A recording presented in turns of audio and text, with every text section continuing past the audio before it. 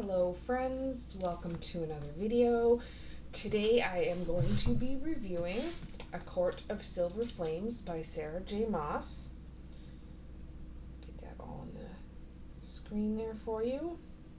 I love the cover with the fancy mask on the front. Goes all the way around to the back there. It is the fifth book in a series, the ACOTAR series, The Court of Thorns and Roses. She's got them listed here in the front of the book, as well as this throne, the Glass Throne series, and the Crescent City series. The Crescent City series now has 2 books out. I am waiting for the third one to come out because I won't be able to handle the wait. I don't want to handle the wait. I love her stuff. I've read all the other ones already, and I got to read them all at once. I'll binge it. So I need all 3 books. I borrowed this from my public library, the Kindale Library in Stephenville. If you live in Newfoundland, you can borrow this book. Anywhere on the island you can borrow it. The rest of the ACOTAR series is also at the library if you want to read those ones as well. I will read the little description on the inside here. Anesta Archian has always been prickly, proud, swift to anger, and slow to forgive. Ever since being forced into the cauldron and becoming high fae against her will, she struggled to find a place for herself within the strange and deadly world she inhabits. Worse, she can't seem to move past the horrors of the war with Highburn and all she lost in it. The one person who ignites her temper more than any other is Cassian, the battle-scarred warrior whose position in Rhysand and Feyre's night court keeps him constantly in Nesta's orbit. But her temper isn't the only thing Cassian ignites. The fire between them is undeniable, and it only burns hotter as they are forced to work closely together. Meanwhile, the treacherous human queens who returned to the continent during the last war have forged a dangerous new alliance, threatening the fragile peace that has settled over the realms. And the key to halting them might very well rely on Cassian and Nesta facing their haunting pasts. Against the sweeping backdrop of a world seared by war and plagued with uncertainty, Nesta and Cassian battle monsters from within and without as they search for acceptance and healing in each other's arms. So this book is what we call fairy smut. There are some very spicy scenes with explicit detail. I would definitely recommend 16 years of age or older, 100%. It is not tasteless though. If you've read Sarh.J.Maas' other books, you would understand. Her stories actually have a serious plot line, as I was reading the description there. If you haven't read the other books first, then you should read them because it would help you understand some of the stuff that's happening in this one.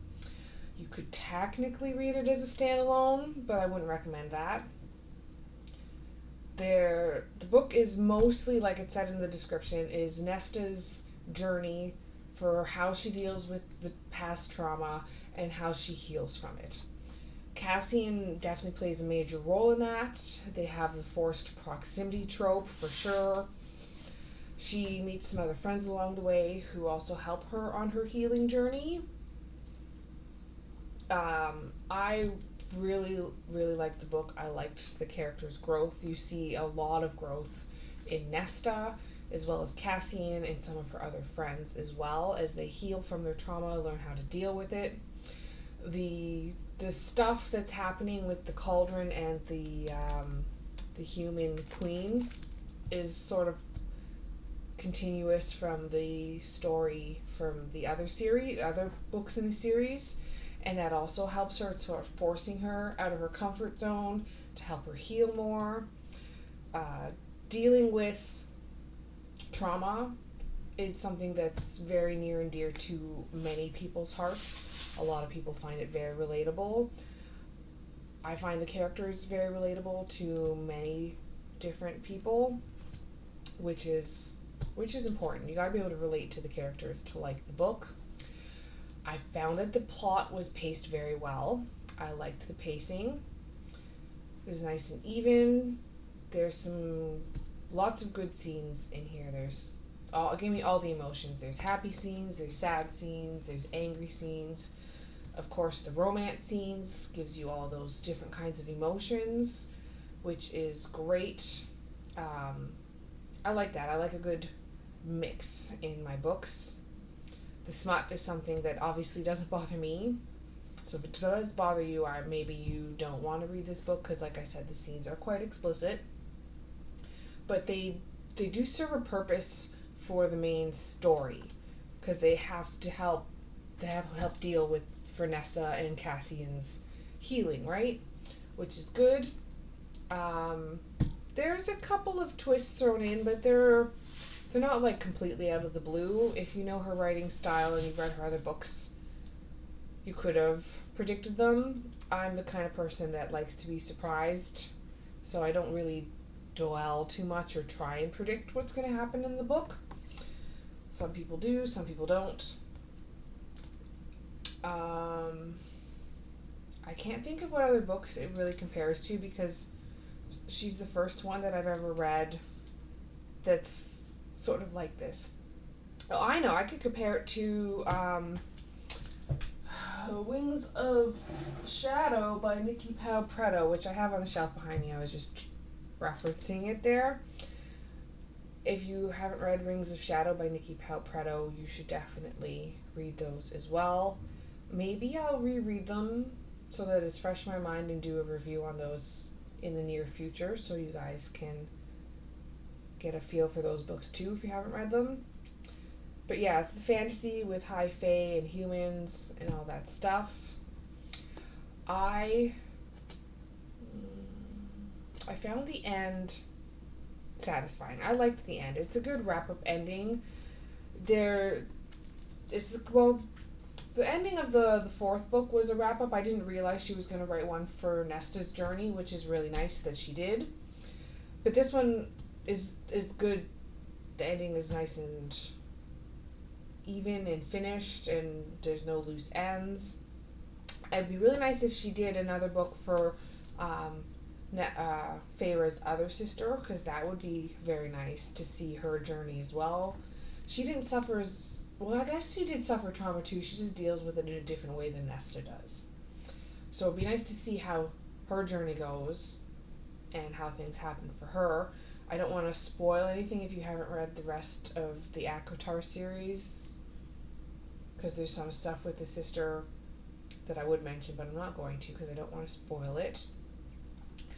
I would definitely give it a 5 out of 5 star rating. I absolutely adore Sarh.J.Maas' writing style. She is one of my top 5 favorite authors, hands down. I love her writing style. It is in third person, by the way. I forgot to mention that.